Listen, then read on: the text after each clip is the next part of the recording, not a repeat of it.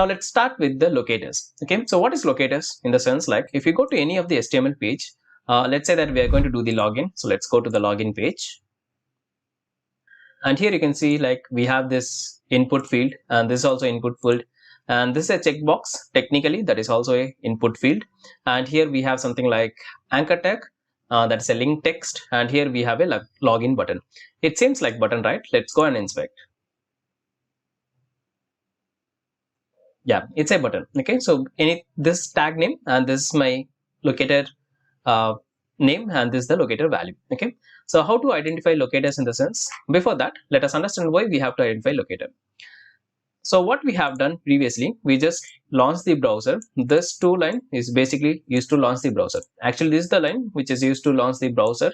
This line is basically we are trying to say that, hey, here is my driver file and you have to use it. Okay, and this one to load the website, correct? Now we have loaded the website, and if you go back to this page, you can see like there are a lot of elements. Elements is nothing but, for example, this one element, this one element, this one element. So what are the fields, interactive or non-interactive fields we see on the page is known as elements.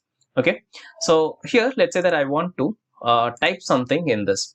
To type a test data in any of the field, we have to use the function called send keys.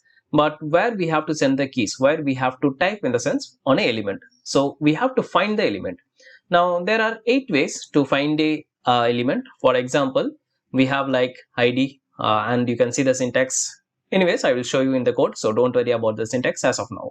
And then followed by name, class name, link text, partial link text, tag name, CSS, and the XPath. XPath is the least preferred, but trust me, in real time, most of the time we end up with using XPath only.